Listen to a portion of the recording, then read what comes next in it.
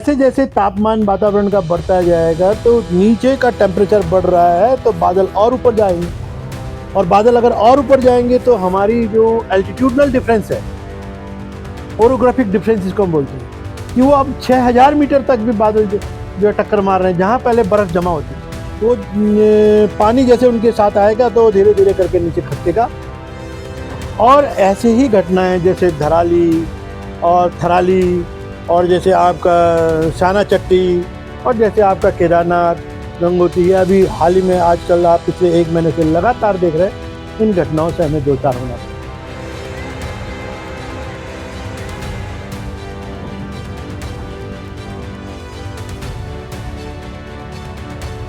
रुद्रप्रयाग बहुत ही सेंसिटिव हो चुका है, बल्कि रुद्रप्रयाग क्या पूरी अलकनंदा घाटी, अगर हम ऋषिकेश से ऊपर चलते हैं तो दो कारणों से। एक तो यहाँ की जो संरचना है, भूगोलिक भूगर्भीय संरचना है, वो बड़े हाईली फ्रैक्चर्ड फोल्डर जिसको हम कहते हैं। हो गया हूँ, कभी इतनी बड़ी घटना नहीं देखी थी, लेकिन जब देखा कि वास्तव में जो लिखा है किताबों में, एक्सपेरिमेंट के बाद मॉडलिंग जो की है कि 8.8 के बाद जब पहाड़ी खसरने लग गए नीचे से, तो सोचिए जब हमारा यहाँ आएगा क्या दशा होगी। मैं आपको ले चलता हूँ 1803, जब हमारे पास रिकॉर्ड है कि गढ़वाल भूकंप के नाम से सबसे बड़ा, कहते हैं कि हमारा श्रीनगर जो है उस भूकंप का केंद्र, मार करके हाइट बढ़ा दी जीवीके कंपनी ने।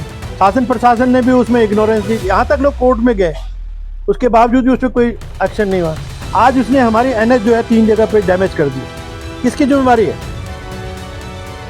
किसकी गलती है? सड़क बनाने वाली की या उसकी जिसने उसको पानी को लेवल ऊपर उठवाया? अनभिज्ञता, ये जो हमारी जो जिद है मानव की, वो जिद हमें कहीं ना कहीं ले डूबेगी।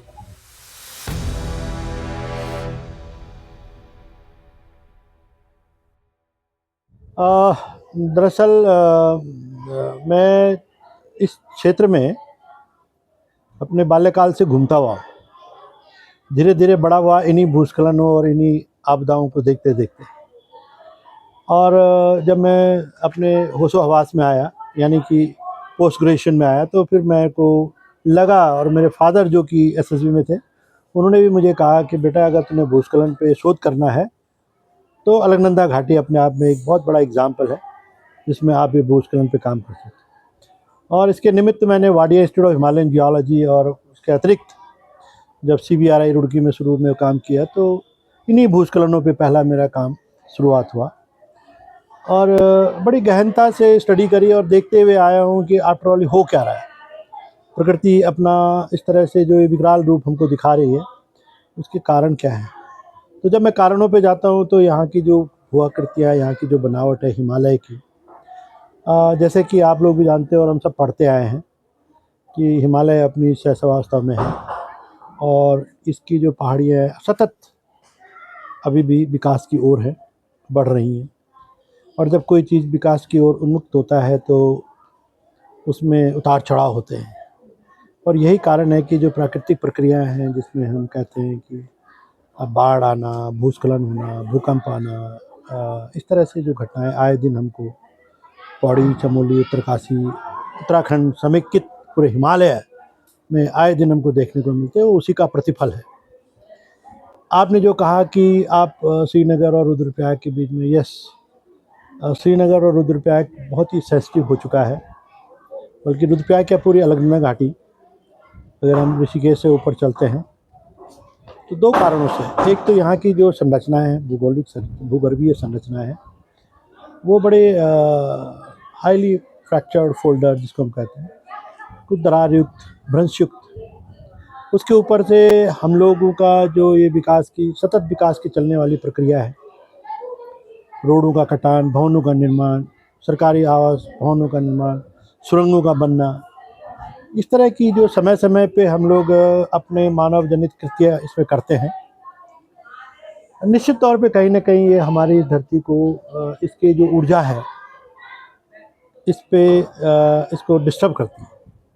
जो आज तक इसको रोकथाम में किए हुई थी, वो अब इसमें हलचल पैदा कर रही है। और वहीं दूसरी ओर हमारी जो प्रकृति है, जो हमारा ग्लोबल, जिसको हम वैश्विक जो हमारा प्रक्रियाएं हैं, तापमान में बढ़ना, ग्लोबल चेंजिंग, और हमारी जो भूगर्भीय संरचना है, प्लेट टेक्टोनिक्स हम बोलते हैं, या हम कहते हैं कि हमारे ध्रुव में जो है उत्तरी ध्रुव और दक्षिणी ध्रुव के अपने आकार प्रकार में परिवर्तन आना, ये बहुत बड़े विशाल विषय है जिसको कि हम भूविज्ञान के शोध छात्र के नाते हम लोग इसको आए दिन पढ़ते रहते हैं, और उनका कहीं ना कहीं रोल जो है हमें चाहे छोटे रूप में हो बड़े रूप में हो यहाँ देखने को मिल रहा है।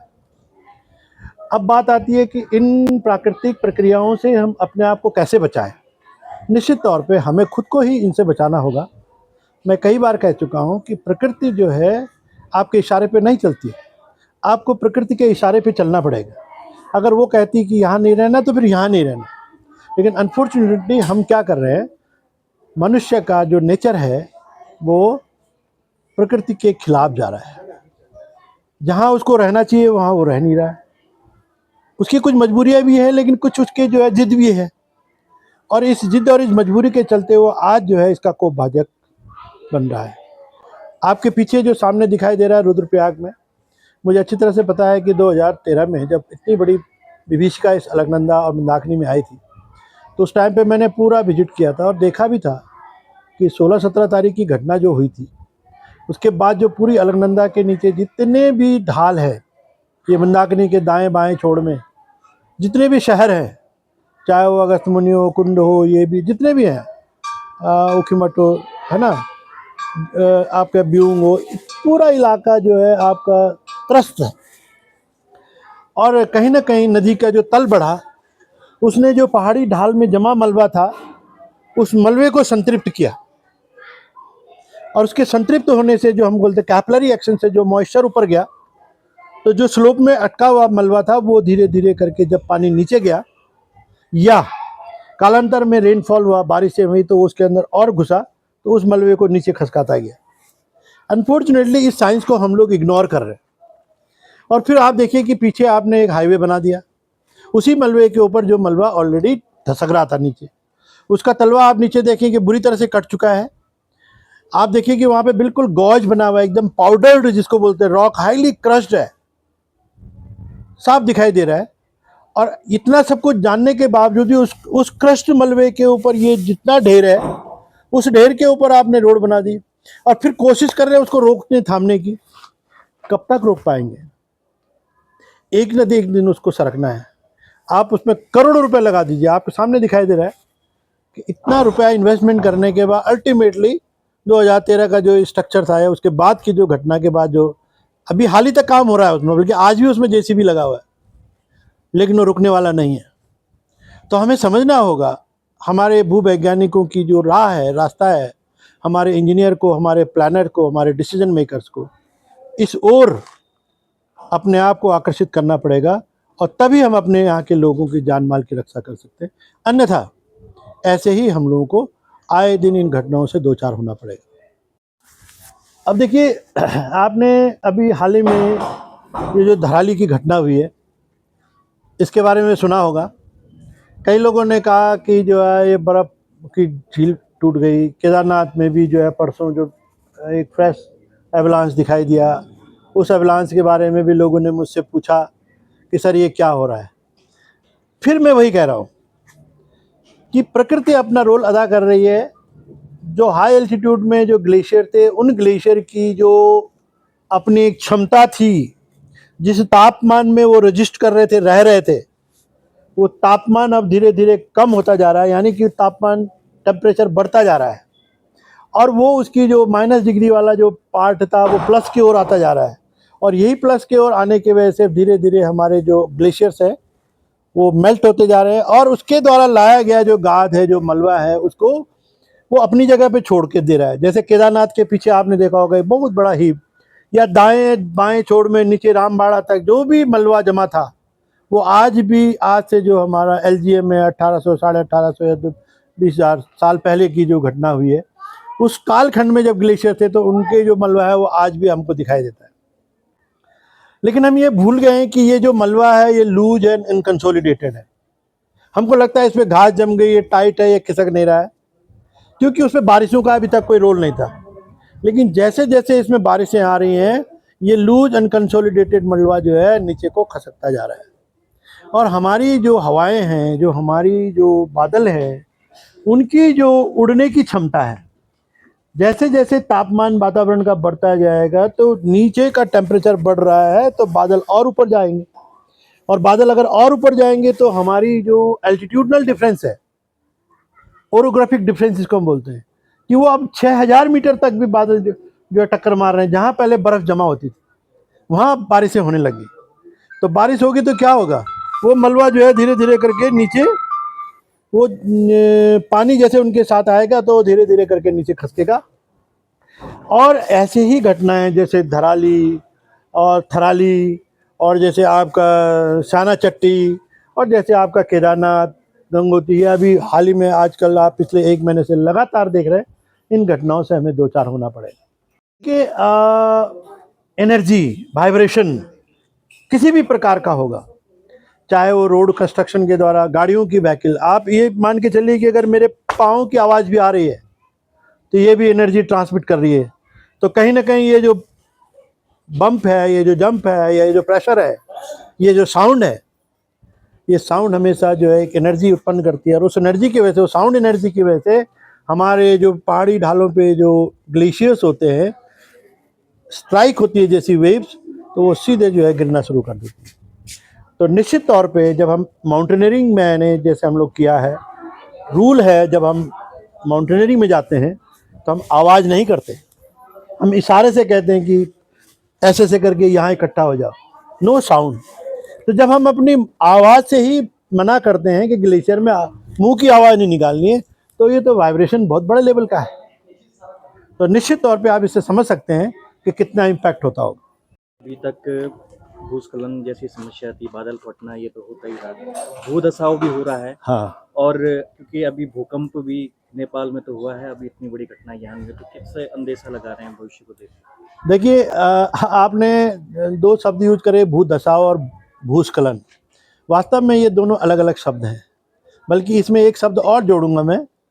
क्लासिफिकेशन जो हमारा वर्गीकरण है भूस्खलन का, ब्रॉडली 4 भागों में, ठीक है।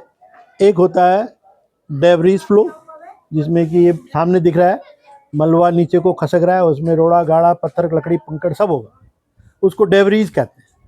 उसका ग्रेविटी के द्वारा वो नीचे नीचे खसकता है, एक्सेलरेटेड बाय रेनफॉल और some external force like vehicle movement, like blasting, like earthquake, ये इसके कारण होते हैं, इसके खसकने। दूसरा हमारा होता है रॉक फॉल। जनरली आपने देखा होगा कि सड़क में गाड़ी चल रही है, ऊपर से एक बड़ा पत्थर गिरा और लोग मर गए, वो भूस्खलन नहीं हुआ, वो रॉक फॉल हुआ।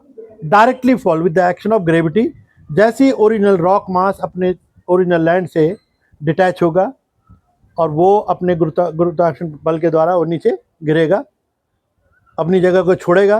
That is called cohesive force, आपस में एक दूसरे को बांधने की क्षमता। वो अपने को छोड़ चुका है मेन चट्टान से और नीचे गिरा, और गिरने के बाद वो नीचे उसने एक घटना उत्पन्न करी, उसको हम रॉक फॉल बोलते हैं। और तीसरा शब्द है भूधसाव। जो आपने कहा, भूधसाव का मतलब होता है कि जैसे हम इस जगह पे खड़े हैं और अगर इसके नीचे कोई सुरंग रही होगी, नीचे कोई गड्ढा रहा होगा, या इसके नीचे से कोई पानी की धारा बह रही है, तो हमारा as it is vertical movement होगा नीचे, इसको हम लोग बोलते हैं भूदसाव। ये जनरली हमारे जो, और एक चौथा होता है सॉइल क्रीप। क्रीप माने जो बिल्कुल मिलीमीटर सेंटीमीटर पर एनम के साथ धीरे धीरे खसकती है मिट्टी, वो हमको मिलती है बुग्यालों में। तो इस तरह से हमारे जो आपके माध्यम से, आपके चैनल के माध्यम से मैं लोगों को बताना चाहता हूँ कि भूस्खलन एक ब्रॉड टर्म है, उसके ये मोटे मोटे 4 भाग हैं, और ये 4 भाग, ये 4 अलग अलग टाइप के मटेरियल के ऊपर डिपेंड करता है। और इनको एक्सेलरेट करने वाले, इसको मतलब आगे बढ़ाने वाले, प्रतिक्रिया बढ़ाने वाले इसके अंदर, इसके भी कारक अलग अलग हैं।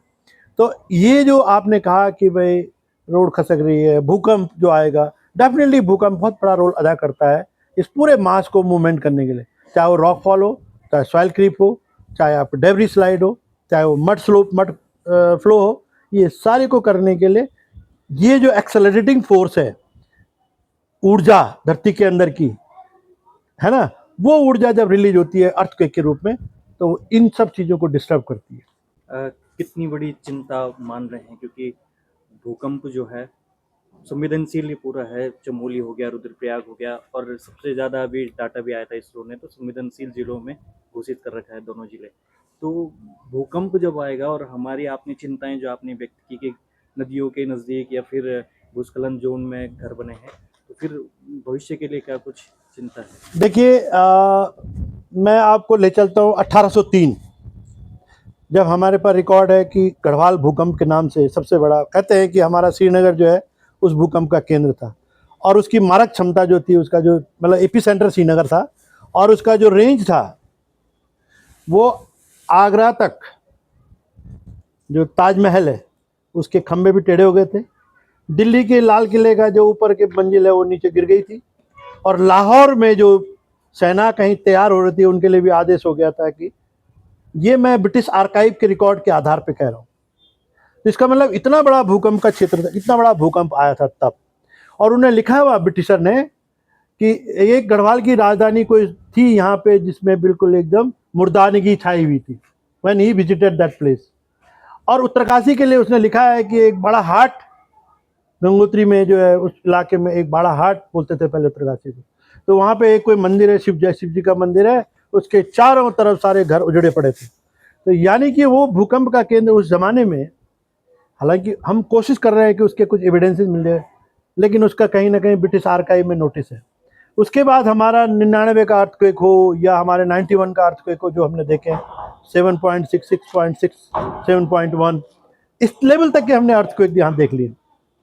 और हम किताबों में पढ़ते थे कि जब 8, 8.5 से ऊपर भूकंप आएगा, तो 8 आएगा तो हमारा टेरी डैम जैसी वो भी टूटने की कगार पे होगा, और 9 आएगा तो प्रलय हो जाएगा। तो 8.8 का जब अभी रूस में देखा, तो हमने देखा कि वास्तव में जो हमने आज तक किताब, 62 साल का हो गया हूँ, कभी इतनी बड़ी घटना नहीं देखी थी, लेकिन जब देखा कि वास्तव में जो लिखा है किताबों में, एक्सपेरिमेंट के बाद मॉडलिंग जो की है कि 8.8 के बाद जब पहाड़ी खसकने लग गए नीचे को, तो सोचिए जब हमारा यहाँ आएगा क्या दशा होगी।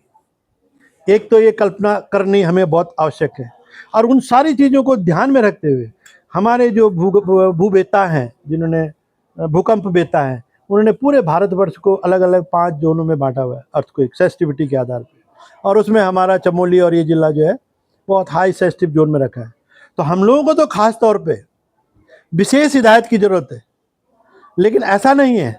हमारे पूर्वजों ने और आज तक हमने उस विभीषिका को देखा है, और हमने उसके हिसाब से अपने आप को कॉप अप किया है, और उसके अकॉर्डिंग चले हैं, और फिर हम धीरे धीरे भवन निर्माण की शैली भी उसी तरह से करते हैं। अनफॉर्चुनेटली अभी कुछ कालांतर में, जो पिछले 10-20 सालों में हमने इस चीज़ को इग्नोर किया है। नहीं तो आप देखिए कि अगर आप चले जाएं नीतीमाणा और बद्रीनाथ, और जैसे इवन हमारा श्रीनगर का जो मंदिर है केशवराय मठ, और जो देवप्रयाग का जो भगवान उनका मंदिर है, रघुनाथ जी का मंदिर, कितना पुराना है, टच से मस नहीं हुआ। तो वो सोचिए कि उनकी इंजीनियरिंग कमाल, उनकी सोच का कमाल। तो why don't we apply that science? हम उस साइंस को क्यों नहीं अप्लाई कर रहे? क्यों हम ऐसे सड़क के किनारे भवन बना दे रहे हैं? 2 डंडे लगाए और उस पर 3 मंजिला मकान बना दिया, और वो मकान बोलने के बावजूद भी, अभी तुम्हारे सामने मैंने हिदायत दी थी एक को मुल्ला गाँव के पास, 1 साल पहले मैंने उसे कहा था कि भाई यहाँ पे मत बनाती है, वो माना ही नहीं। और आप देखिए इस बरसात में वो पूरा उसका 1-1.5 करोड़ का मकान जो है नीचे चला गया। वो तो गया, उसने हमारी जो है करोड़ों रुपए की सड़क भी तोड़ के नीचे कर दी। तो ये अनभिज्ञता, ये जो हमारी जो जिद है मानव की, वो जिद हमें कहीं ना कहीं ले डूबेगी। और मैं अपने प्रशासकों को भी कहता हूँ कि इस पर आप लोगों को, अभी तक मैं तो उत्तराखंड के जो हमारे चीफ सेक्रेटरी है, मैंने उनको लिख के दिया है कि ऐसे बद्रीनाथ, केदारनाथ, 4 धाम रोड के अलावा जितने भी भवन बने उनको चिन्हित किया जाए, और उनको जो है उनके लिए नोटिस जारी किया जाए कि अगर भविष्य में तुमने इस मकान को नहीं हटाया और हमारा नुकसान हुआ तो उसके भुक्तभोगी तुम होंगे, न कि हम कल कहोगे कि हमें आपदा आ गई, हमें जो है इसमें पैसा दीजिए, ये करिए, सो करिए। एक तो तुम गलत काम कर रहे हो, ऊपर से हमारी सरकारी प्रॉपर्टी को भी बर्बाद कर रहे हो। ठीक है, तुम्हारा 1 नाली का खेत होगा बगल में, इसका मतलब ये नहीं है कि उसमें 7 मंजिला बिल्डिंग बना दो आप। तो ये मेरा अपने शासक, प्रशासक और पॉलिसी डिसीजन को भी कहना है कि take serious action against these fellows. Sir, अंतिम सवाल, क्योंकि आपने टिहरी डैम का जिक्र किया, मुख्य भ्रंश रेखा जो है टिहरी डैम के नीचे कहा जाता है। डैम बहुत बन गए हैं, तो ये डैम कितना चैलेंजिंग है पूरे इस भौगोलिक क्षेत्र के लिए? देखो ऐसा है, पहली बात तो मुख्य भ्रंश नहीं है वहाँ पे टिहरी डैम के नीचे। टिहरी डैम का जो सर्वेक्षण किया है वो GSI, geological survey of India, और उसमें हमारे एक बहुत ही ब्रिटेन जो साइंटिस्ट थे, प्रोफेसर थे, वाइस चांसलर रहे, जीएसआई के डीजी रहे, प्रोफेसर एसपी नोटाल जी का उसमें कहीं ना कहीं योगदान रहा है। और उन लोगों ने उसको बहुत बृहद सर्वे के उपरांत ये लिख के दिया है कि ये डैम कम से कम 8 रिक्टर स्केल पैमाने था, तो कहीं हिलने डुलने वाला नहीं। तो उन्होंने कुछ प्रमाण एक्सरसाइज के बाद ही ये सब कहा होगा, तो मैं उस पर कोई प्रश्न चिन्ह नहीं लगा सकता हूँ। एक बात रही बात कि भाई इस तरह के डैम और इस तरह के, आप देख रहे हैं इस अलकनंदा घाटी के अंदर 2013 में कितने डैम बन रहे थे, और उन डैमों की वजह से हो क्या रहा है ना, वो तो पुराने आदमी थे, उन्होंने बहुत सोच विचार करके बड़ी एनालिसिस करने के बाद वो टिहरी डैम, हालांकि उसमें भी बहुत सारे प्रश्न बन गए थे, बनते ही ये तय हो गया था कि इसका 40% हिस्सा जो है पहले ही खत्म हो जाएगा, मलबे से ढक जाएगा। क्योंकि इस तरह की स्टडी जो सेडिमेंट लोड और ये सो सब, और उसके बाद उसके जो गांव सराउंडिंग में जो कम से कम 14 गांव जो धंसे थे, उनका मैंने सर्वे करके उनको रिहेबिलिटेट करने के लिए, उसके पीछे भी मेरा ही योगदान था। सरकार ने मुझे भेजा कि भाई इन गाँवों को कैसे बचाया जाए। हो क्या रहा है कि हम थोड़ा गलती करते हैं, जब हम इस तरह का रिजर्वायर बनाते हैं तो रिजर्वायर रिम के अंदर जो डैम बनाने वाली कंपनी है उनको एक विशेष ध्यान होना चाहिए कि इसका जो कैचमेंट एरिया ट्रीटमेंट प्लान है वो प्लान सक्सेसफुली इम्प्लीमेंट होना चाहिए। अनफॉर्चुनेटली आप श्रीनगर डैम का बात कर रहे हो, तो श्रीनगर डैम जब उसने हाइट बढ़ा दी तो उसने क्या किया, जिद मार करके हाइट बढ़ा दी जीवीके कंपनी ने। शासन प्रशासन ने भी उसमें इग्नोरेंस ली, यहाँ तक लोग कोर्ट में गए, उसके बावजूद भी उस पर कोई एक्शन नहीं हुआ। आज उसने हमारी एनएच जो है 3 जगह पे डैमेज कर दी। किसकी जिम्मेवारी है, किसकी गलती है, सड़क बनाने वाली की या उसकी जिसने उसको पानी को लेवल ऊपर उठवाया? तो पानी को लेवल उठाने से पहले उसको सोचना चाहिए था कि ये सड़क कहाँ पे जानी चाहिए, इस सड़क की क्या स्थिति होगी। This is a national highway, this is an strategic highway, ये हमारी लाइफलाइन है, इसका भविष्य खतरे में है। और आज 3 जगह में फरासू के दाएं बाएं ऊपर नीचे वो रोड जो है उसके कगार पे, और हम पनिश करें अपने आदमी को, उसको नहीं जिसने ये काम किया। तो ये थोड़ा सा मेरे शासक प्रशासकों के लिए भी है कि इस पर भी हमें ध्यान देने की आवश्यकता है।